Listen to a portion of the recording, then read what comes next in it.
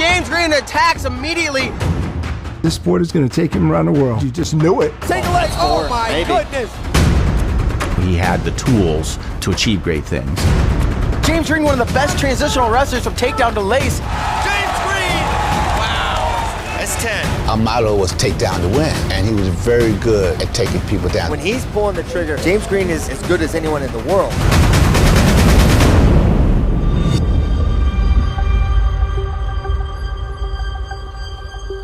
It was a tragedy that a lot of people have to live with. Nobody had time to prepare for it, what happened that day. He's kept everything inside. He's like a quiet guy. He's always been a real, cool, calm, relaxed person, kind of reserved. I froze for a minute and I couldn't believe it. Did he go to wrestling to not think about it? He would have had every reason in the world to pick other paths than the path that he chose. He's persevered through all of that. I wish he would have talked about it, but I don't know if I would have had the right answers. It's bigger than wrestling. Everybody was saying, who is this James Green? Who is James Green? If he went through what he went through at such a young age, I think it has a lot to do with what he's doing today.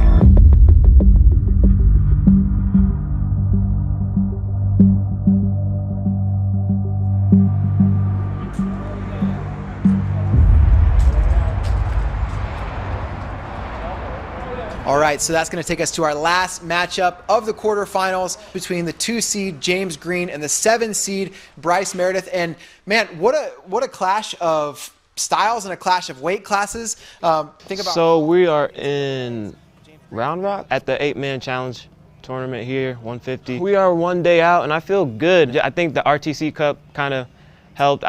This will be my third competition. I wrestled in Iowa, wrestled RTC Cup. Now I'm wrestling here, so I've gotten through that, time not wrestling, being away from wrestling. Get a workout in today, and then, I got my family coming tomorrow, my mom. It's always fun wrestling in front of them. It means even more now that they're here rather than watching it on the computer screen. So, I'm excited, and I'm happy to be here. Money being now maybe a part of the sport in a way that it wasn't previously, how important is that? And does that matter to you? Is that something that is motivating to you? Oh yeah, for sure. We're in a sport where I'm providing for my family whether I win or lose. So obviously, like he said, each match counts. And now I'm at this place in my life where yes, I have a wife, yes, I have a daughter. So it's literally putting food on my family's table, or I'm not putting food on my family's table. So I'll send your daughter some food. So all right. Sort of real basic. Where are you from and what's it like? My name is James Green. I was born in New York, Brooklyn, New York, and raised in Willingboro, New Jersey. Let me see. Oh, what you did for this Christmas? Give me the dog camera, Mark.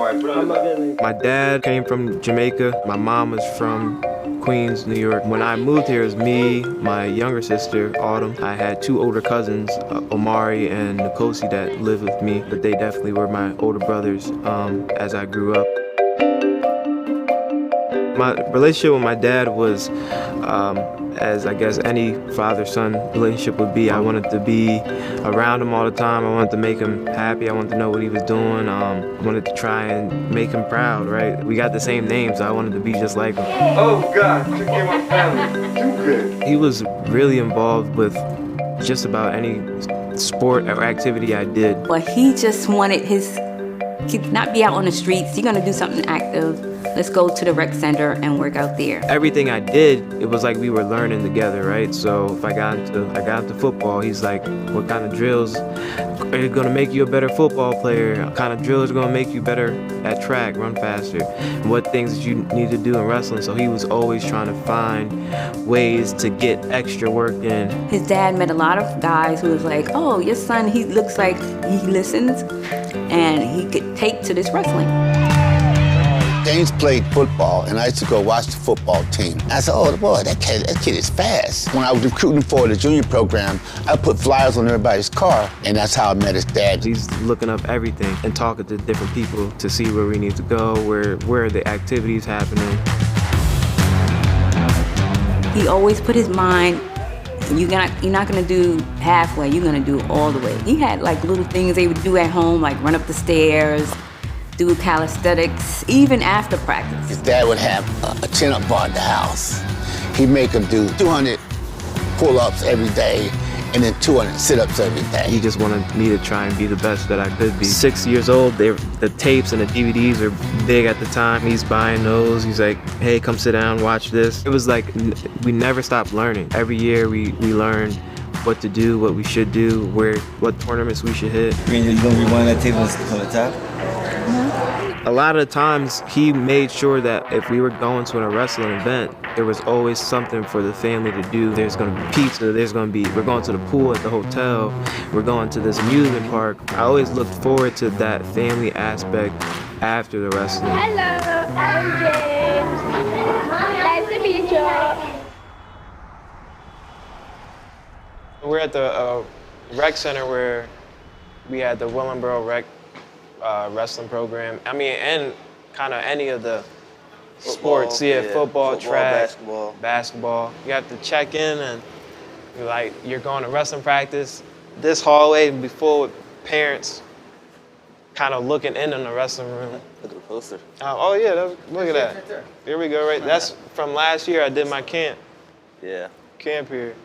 When I was wrestling here, like this little blue curtain divider, it would kind of be, it was like a little brown wall, but it would split the room because they had like, what's that called? Like cardio, dance or fitness on the other side.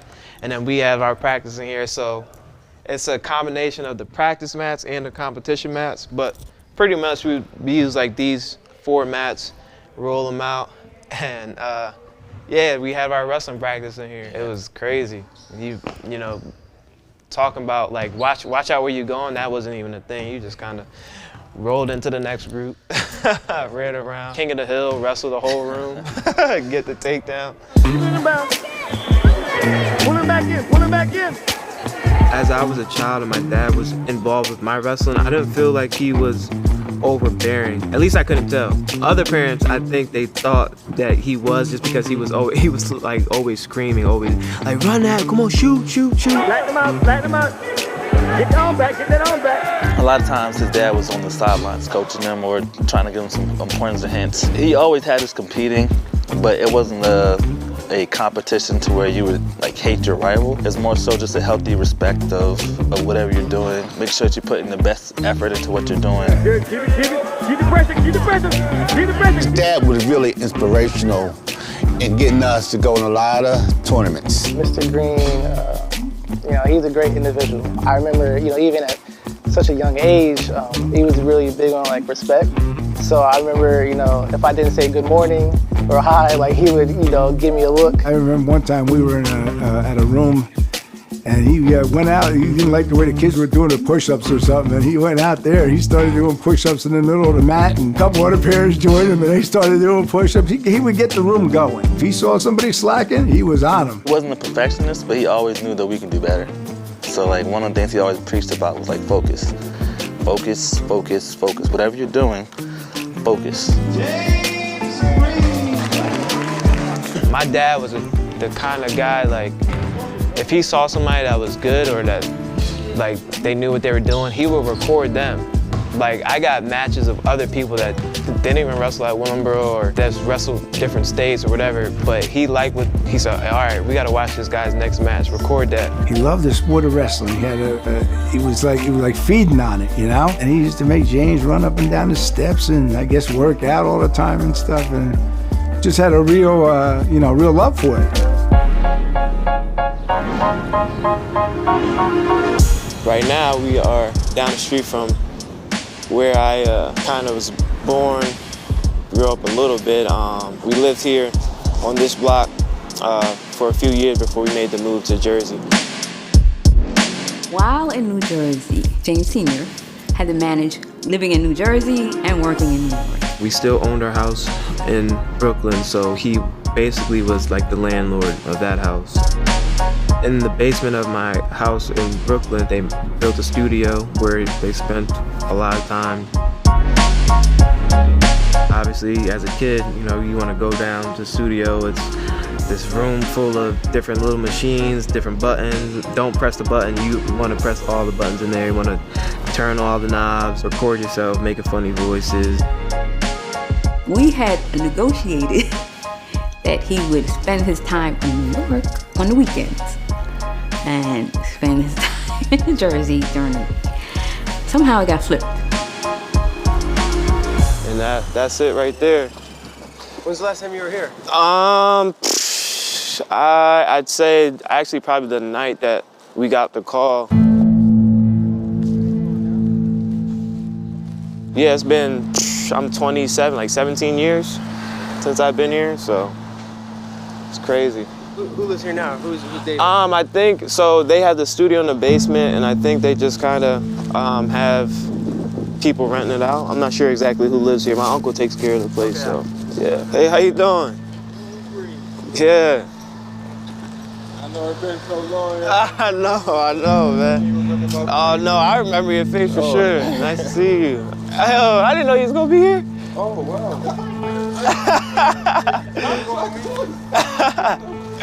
What up? I'm good. Oh, you taking care of the place. See, this is my cousin, oldest cousin. He'd probably tell you more about everything than I could. What's going on, man? Let me say what's up to you. Nice to see you. I know, man. Oh, yeah, I don't... There it is. But that was like the last time I remember. Right. This is my Uncle Milton, my grandpa, my dad. Typically, my dad goes to New York beginning of the week, handles his business, whatever he had going on, meetings, whatnot, and then he'd come back down in time for whatever we had that weekend as far as wrestling or cheerleading or gymnastics. Prior to me leaving from work, I usually call him, and he didn't pick up his phone. So I'm like, okay, so maybe it's the studio, because if you're in the studio, your reception is poor. But I was calling him like every 10 minutes, and it wouldn't pick up. Call my mom, hey, we're home from school. You talk to your dad? No. We'll call him when we get off the phone. And call him, and no answer, so like, okay, well, he's coming home today, so we'll talk to him later. I get home, and his brother wouldn't tell me, but who did call and tell me was the guy who was there, saying, are you Miss Green? Your husband has passed away. And that's when I lost it. They called the house, my mom answered the phone, and then like she just starts crying, like, what? We kept asking her, like, what's wrong? What's going on? What's going on? What's wrong? What's wrong? She just like, your father, he's dead. And like, that was it. After she hung up the phone, we were like, what happened? And then she just, I don't know. He got shot and they found him in the studio. And that's all she kept saying. I actually came in. We always joke around with each other, you know? So when I saw him bent over on the chair, I thought he was looking for change. And I'm like, whoa, anything in there you find, you know, that's mine. But he didn't answer me. And I'm like trying to wake him up. We was wondering what's up. Hey, man, you know, but we called 911 and they came in. And that's when everything went under, you know, full investigation and everything. We drove up to New York to the house. Then by the time we got there, everyone's there, police is there, ambulance is there. They wouldn't let me in there. They just took me in the police to the precinct. And he was asking me questions like, who do you think would do this, blah, blah. And I told him I know who exactly did it because he was having an issue with this guy, this rapper.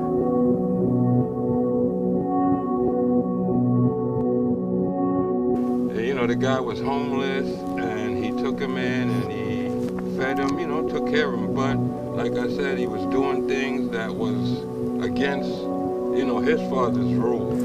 He felt he was being put aside because he wasn't coming up with stuff for him to, you know. So he's working on another rep, and he felt that he wasn't getting his props. He wound up running Yeah, it was on America's Most Wanted. The same day they aired it, this guy, he made it to like Florida.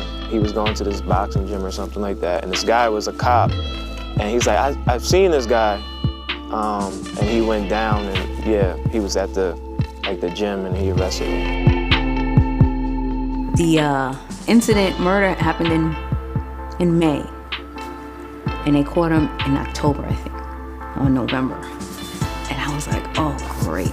He went to trial went through, he found guilty.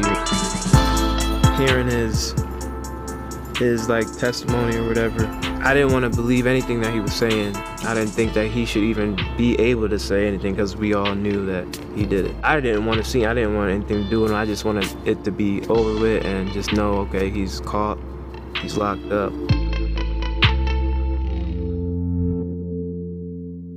That first night, I remember, I so much crying. I feel like I got a lot of it. I didn't, not necessarily grieve, but I got a lot of it out. Even at the funeral, I don't think I cried too much. I still couldn't believe it. I feel like it's a weird thing when you go to a funeral and it's just like looking like they're sleeping. Everyone kind of does their walk by of the casket, and I'm like, he just looks like he's sleeping. Maybe if I touch him, he'll wake up. And as we walk by, and when I touch him and he's like cold, I'm just like, that was it. He seems to keep everything inside because I didn't see nothing come out. Like on a drive up, he was silent. Everybody was just silent, crying. But he's never like really, I don't know how he handled it, but. You ever angry? Yeah, I was angry. Yeah, I'm not gonna spend any time with my dad. I'm not going to go wrestle anymore. I'm not gonna be doing any sports anymore. It's definitely not gonna be the same anymore.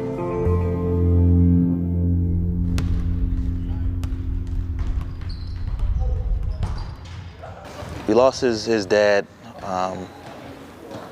when he was pretty young, and it's kind of like you're going in like a dark tunnel, right? Just going along, and it seems like it has no end. Sometimes you're in that dark tunnel, you're not in the dark tunnel alone. You can kind of find your way out, use family, use whatever you can to kind of find your way out. And whatever helps you get out that place, I think is whatever light you're chasing is beneficial to you, those around you. I just remember just being around my cousins and my aunt, and although we were shocked, it really rocked us to our core. We knew that, this too shall pass, and we'll get through it. We just got to stick together. So. When he passed, I was like clueless of what to do. She started trying to get on the message boards, like reading different message boards. Okay, there's a tournament over here that they're saying there's a lot of people that we should go to. Let's sign up. Even the community, they were like, I was kind of jealous. They was like, yeah, James can live with us because they saw the potential. You could just feel that they were hurting. We kind of had to make sure James just continued to stay involved. Two of the wrestling dads were like, he could come live with us, and we'll persevere and get him situated. I went over to his mom if he wants to keep going to tournaments and stuff. I said, give us a call. And Scott Hewitt, a good friend of mine, he was really into it. He would go to tournaments all over the place every weekend, schedule everything in the books and everything. And he brought James on board. You guys want to come in? Sure, yeah. Come on inside. Yeah, this is it. Yeah, now this cot over here, James used to sleep by that, so I'm waiting for him to win the Olympics. Uh-huh. And then I'm going to put it up for auction on Flow. If I was going to describe Bob Acosta, it definitely would depend on who I was talking to, because he has his own business and stuff, and he's like old school. We said that Bob stands for big on bucks, or you get Bob big on bullshit. He was asking me for some advice at the Nationals before he got beat. I should have never gave him the advice. To talk about Bob, we would need a whole nother documentary. Bob, you know, he was everywhere. He came to all our matches. He came to tournaments. I first met James's dad. A friend of mine, we went to high school together, and he lives right down the street here. And he was going to a wrestling tournament one day and asked me if I wanted to take a ride. James's dad happened to be there, and we were talking. I talk to people a lot. When we met Bob, he started telling us, like, there's so many more tournaments outside of Jersey. If you want to do this, get better, you want to keep wrestling, you got to go here. So that's when we really start traveling. Me and James's dad had a good relationship. He was calling me after every match because he was so into it. Within that short, 4-5 years of knowing Bob, we met so many different people, knowing where to go, knowing what tournaments to hit. They just clicked. They were just kind of two peas in a pod as far as, again, not knowing wrestling, not necessarily being in the corner, but watching and can tell you, like, okay, this kid is good just because they've been sitting back and watching everybody. You know, Mark, one time James told me, so he was doing the clinic, and some kid asked him, where did you go to camp? Because he never went to a camp. Yeah, isn't that amazing? Yeah. Never went to one camp. And he told him Bob's tents. And he goes, where's that? He goes, you don't want to know. I never lifted in high school, but these chairs, I'm telling you, you get a lot of reps. Let me just try and do it. Let me see if I'm still here. It's been a long time since he did this. I don't know if he can still do it. So, like, you would basically go whole arm length, right? And then you try and get it. I'm not even going to try it because, dang, that's heavy. But you get it, and then you go lift, and you walk all the way to the truck. Look at, you see he lost it? You see what I mean? You see what I mean? When my dad passed, I don't even know how it kind of came into fruition, or like, as far as me calling Bob and saying, hey, I want to go practice. Ever since I took that first trip, as far as him coming to pick me up and going to a practice and being in a different room, it was like, if I'm not getting enough practice here, I'm gonna call Bob and he's gonna find me somewhere I can work out. I'm calling Bob, ask my mom, can I go to practice? And she's always like, what are you practicing for now? And I'm like, I gotta get better. Bob would come down from North Jersey, and I was in South Jersey. That's like an hour drive. Grab James and go up North Jersey, they wrestle and come back. I'm saying, this is a school night. I'm coming back home 11 p.m., 12 a.m. or whatever, just because you don't get done out of practice till 8:39. But you're with Bob, so you gotta get dinner. You guys gonna put these cameras down? You guys are gonna eat? I don't know how he ended up staying here, but I figure when he going home,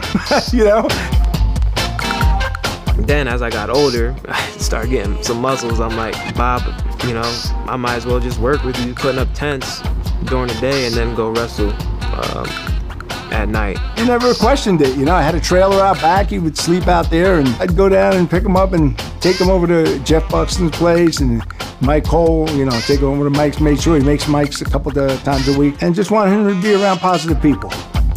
Bob was a little bit different because he didn't seek me out for his own good. He sought me out for making sure that some of the kids that were around him had an opportunity to train at places that he thought were going to be good. I'd say that was pretty unique to see somebody do something like that. It was pretty cool. That barn, you wouldn't believe it, but we called this guy Mr. Miyagi. I had to paint that barn with a hand brush. Really? Yeah. One summer. I remember I left and my hand just like stuck. I knew what hard work was, but when I was here, now I'm actually putting in the work, I was like, man, it's hot. In the summer, get back in the truck. Then you gotta keep this guy happy. He might seem nice now, but don't mess up an order. Don't mess up a job, Don't mess up an order. I think James wasn't really looking for a father figure. He just needed someone to show him which way to go. I guess he fed in his ear like everything that his dad would have. When you do those things for, a young kid just to help them and help them grow, I consider that, an irreplaceable mentorship. Even in high school, I'm like, Bob, I got my license, and oh, I got an extra car. You could take this down home and then come back when you come to work. So stuff like that, and just a friend. It was taking me out of that space of my dad's not home, my family's not complete, and this is what I like to do. This is what we like to do, wrestle. All right, what's up, everybody? Welcome. We are live back in the Lone Star State here in Austin, Texas for FloWrestling's 8-man, 150-pound tournament with $25,000 on the line for the winner, plus 2 amazing women's matches. Christian, it's going to be one heck of a night of wrestling. I tell you, these athletes are super excited, very incentivized. The warm-up room is tense right now, Bader. These athletes are ready to let it fly. Okay, underway, 65 kilogram quarterfinal. James Green in the blue, Bryce Meredith in the red. Oh, nice James, shot. Nice job. Lowers his level straight into the leg. Meredith fighting it off, goes one way, the other. James secures both legs, and he's going to get 2. Will he tip him up and expose the back? Look at Meredith using his feet to lock up James's legs. James would look to turn, and that's what he's known for. Whoa, watch out, buddy. He said 6. What are you talking about, 6? Oh, dear. Now it's over. James Green made quick work of Bryce Meredith. I think it was like 45 seconds. All right, you've known James Green. You've been a part of his life for a while. Tell me what's about him makes him a special wrestler, and he competes with the best. Everybody who's met him knows he's a quiet kid, but he keeps a lot inside. But I'll tell you, on the mat, he lets it all out. And I think this sport here has helped him keep focus in his life. And I think it's going to take him to a lot of other places and other goals that he could achieve in his life through the sport of wrestling. When I first came to high school, I wasn't state finalist. I lost some matches. There goes my chance to be this 4-time state champ. Where did 2-time state champs go? I think he struggled a little bit with some of that confidence and that he's going to win no matter what attitude. I'm just not there yet. I don't know what I got to do or what I'm going to do. Let's keep at it, Bob. Like, yeah, we'll get there. You'll get there. Just keep working. Keep going to these practices. Going into my junior year is when it kind of clicked. We started really hitting some tournaments, getting some good competition, started putting it together and winning the tough matches. As he transitioned into his junior and senior year, I think he really blossomed. He could beat the best kids out there, but he proved that in the summers when he'd go to certain tournaments and stuff. He certainly beat some good kids. Bob had took him to the East Stroudsburg University Open. And I think at that time, the rule was still, you could still enter when you're in high school. James went there, and he actually competed, as a high school wrestling college kids. At the same time, Flow is getting big. They're starting to record stuff, and people are getting on the internet. James Green, first Flow national champion ever. How's it feel, man? National champion. Yeah, first ever. It's kind of an honor, I feel like y'all picked me first.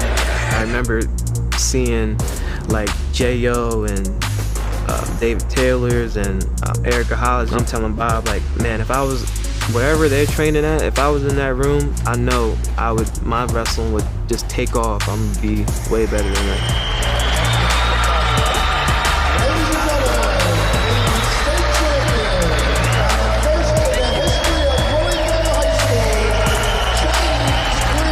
My senior year, that's when he finally won his state championship.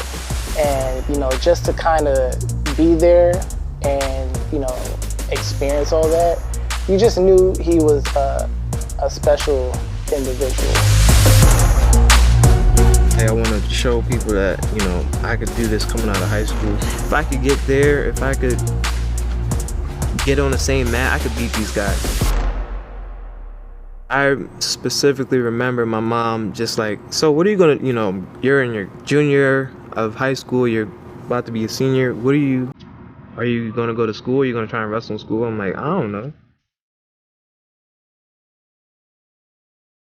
My school, Willingboro Wrestling, we couldn't travel. I wasn't being seen, right? I wasn't at the Super 32. I didn't even know about Fargo. Agent Bob trying to get me into wherever he thought I deserved, right? You could wrestle at Penn State. I'm gonna go meet with Kale. We're gonna drive out to Penn State. Kale saw him at the Stroudsburg Open when he wrestled his recruit in Alton. And I think Kale felt at that time that he missed out on something good because, Kale got a good eye. He already signed New Alton, so he really didn't have no room to bring on James. This is all Bob. I'm like, okay, Bob.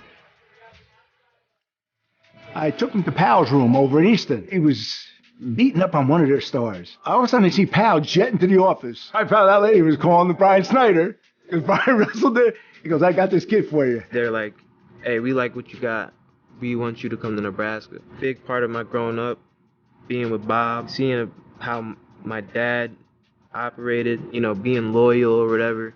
When Nebraska said that, before I did anything, like, we want you to come here, we want you, we believe in you, I'm like, oh, all right, that's where I'm going. But you can tell he's a little defensive-minded here. Not going to want to take any unnecessary risk as James Green with a 2-point lead. There's a shot attempt there. Alec Pantaleo starting to sprint, trying to find an opening with 14 seconds to go. Sweep single again, not there. He touched the leg, but it's going to be tough to finish at this point. And Green going to hold him off, it looks like. Yes, indeed. And that's the final 4-2 win for James Green. And that sets our finals match. James Green versus Bajrang Punia. The two most accomplished guys on the senior level. They show you just why. James Green, University of Nebraska. You're not a high school boy anymore. You're a man here in college. Yeah. How's that transition be? You're on your own. You're at a college. Or is everything going smooth? Yeah, pretty much. A bunch of girlfriends? Nah. Got one back home though. Yeah. Going into college, I remember just always a big deal. You want to redshirt, you want to wrestle right away, and I'm like, I want to wrestle.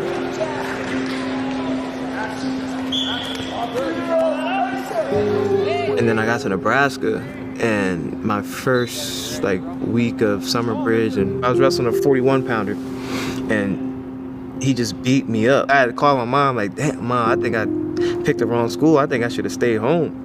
This is crazy. I'm not getting anything done here. Then he starts losing match after match. I'm like, Manning, you trying to break his spirit? What is it? I remember one time, Mark Manning called me from Nebraska, and he said, there's something wrong with James. He's not talking to nobody.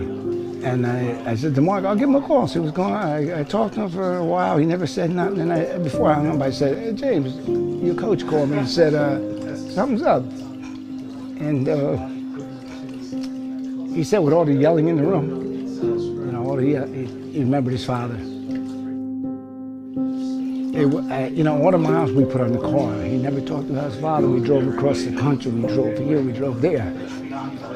And never mentioned him. And then there's one phone call. I'm thinking, was that in his head the whole time, Opening back up, meeting new people, that was definitely tough. Combination of what happened with my dad and then just kind of being from Jersey was like double whammy. It was definitely an adjustment, and I mean, I did what I had to do. As I'm there, I'm learning, I'm being more social, I'm opening up to people that I naturally wouldn't open up to. I think he learned to accept what happened.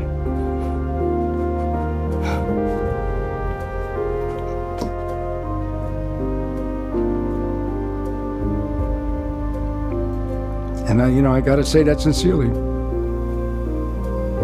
Why do you think that? What makes you think that? Just by the way he is now. And I think he would call me up and say it's his day's birthday. And when he was younger, he never said that. So I think he really gave him the peace with it.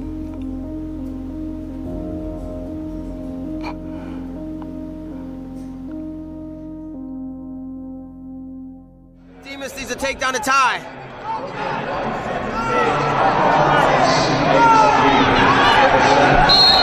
Five seconds.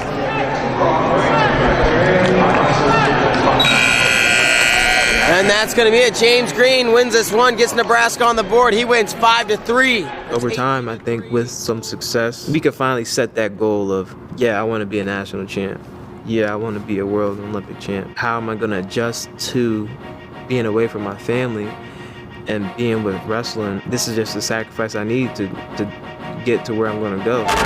Green again from the outside, runs through St. John, and the takedown, and he does score. score now. It's definitely good to get away and experience your own things, you know, and become your own person. Getting away and wrestling for such a great team like Nebraska definitely helps to build an individual. He worked his butt off. I know that he gave his all. I know he put his all into wrestling. You know, you can't deny, you know, even being a 4-time All-American, even placing 3rd twice. You know, you didn't win the big one, but like that is a heck of a career.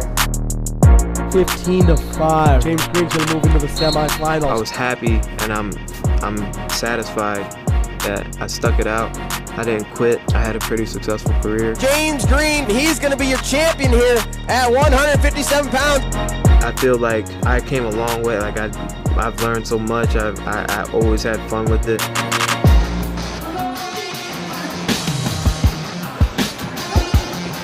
My goals weren't long, like the big finale, like world champ.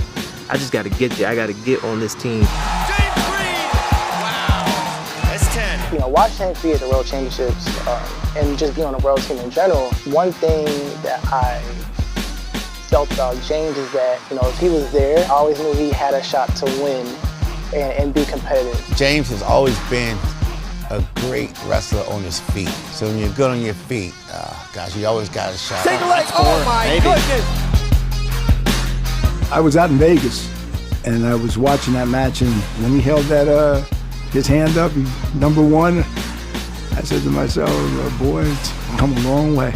Come a long way from Willingboro High School. I have my friends, my family, everybody's out there. Also, I'm performing. It was incredible. A beautiful double. Right into a turn, and James Green, he gets the tech. Wow, just like that. Wow. Winning world medals, winning world tournaments, wrestling the best people in the world, it's something that I've never even dreamed, never even thought I would be doing. From sitting here, coming in to practice, you know, as a kid, running around, chasing after my friends, I'd never think that I'd be going to Russia to wrestle, be going to Italy to wrestle.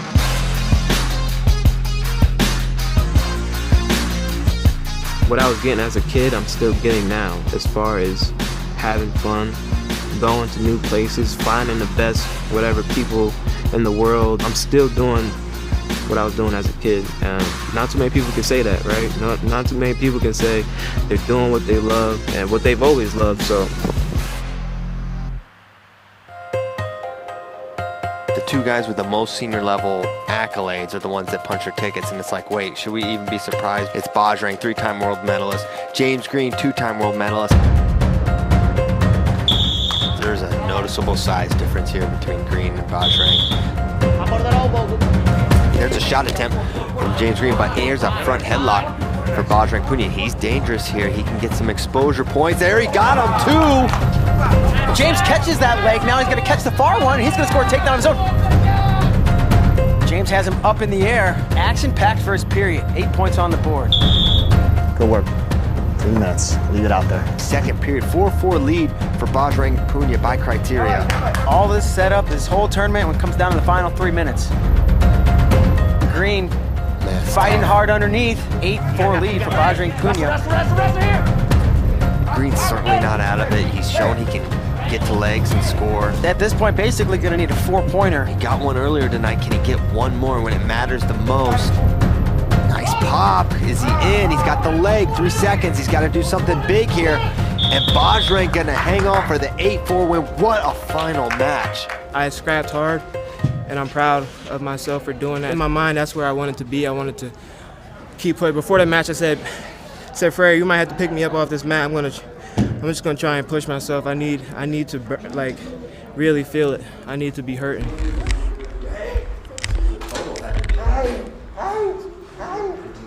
Having my mom, my wife, my daughter here, it just takes a lot of weight off. They haven't got to see me actually wrestle or be close. They're just watching through the screen today, watching behind the curtain, but they're still here. I can feel their energy. And they're proud of me. Either way, they're just glad to be here. Now that it's the weekend, these wrestling shoes, singlets coming off, all wrestling's, I'm not thinking about it. My family's here. We're just having fun. I get back to the room and I'm like, man, just reliving, like, dang, if my dad was here, right, this is what he told me to do. Like, all right, let's worry about the next thing. So I kind of think that has played a part onto how I handle when I lose. Because when I lose, I'm like, all right, we're gonna work on the next thing. What are we gonna do? Let me text Snyder real quick. All right, what do I gotta do? Let me text this next coach. Let me talk to Bob. And then, I mean, if I win, I'm just like, dang, I can't go back, have a beer or something like that with my dad, you know? Happy birthday to you. Happy birthday to you. Happy birthday, dear Daddy. Happy birthday to you. I have my wife, I have my daughter, I still have my mom, I have my sisters. I get to make them happy, and in return, I know that every one person, they're like, yo, your dad would have been proud. So the more I hear that, the easier it is. Hey, look, how you doing? How's everything? Well, she's getting big, huh? When I first saw James with his daughter, I said, boy, how time flies. It don't stop for nobody. He's gonna be a good dad. You can take that to the bank. I'm just forever thankful and grateful to have him in my life. Without all them road trips, without them practices, I'd probably just a 3-time All-American instead of 4-time. I think he's less dependent. He don't ask for much now. He just comes to say hello. And he's really concerned on how I'm doing. It's not too much about him. If his dad was around at this moment, James being a top wrestler and an excellent father and husband, he'd be so proud of him. I'm never finding myself overwhelmed. If I'm ever talking about my dad, it's something good. Keep the good memories and stuff like that, and his name alive. We have the same name, so try and live the way of life that he would imagine, you know, that I should live, that he wanted me to live. So this is a poem that was on the door. I want to say everyone would come through and read it. Yeah, it's called I'm a Rebel. I am a rebel with a mission, and that mission is to wake up out of 400 years of deep sleep within a strange land. My friend, what is your mission? Is your mission filled with jealousy, hate, greed, or self-righteousness? I wondered. There are some among us that say I'm a rebel with one God, one aim, one destiny in mind. In order to build, first one must have a solid foundation. Second, he or she must have the right team players. Third, he or she must have one aim and focus. We must come together and dream the same dream and laugh the same laugh. No man is an island, for no man stands alone. Help the other man where he is weak, and he too must do the same for you. So put away your selfish pride and foolish thoughts, and be a team player. I know myself through the teachings of the Most High, therefore I'm but a humble soul, my friend. I'm the invisible one amongst the sheep. I hear the whispers, I see the wolves in my sleep, but I still stay focused on my mission to wake up from my sleep. So you see, my friends, there is no ifs, ands, or buts about it. I'm in it to win it. What about you? If you are, I will see the changes. Unity and strength. I'm a rebel. You read that before? No, I have not. Too short, probably. Yeah, right?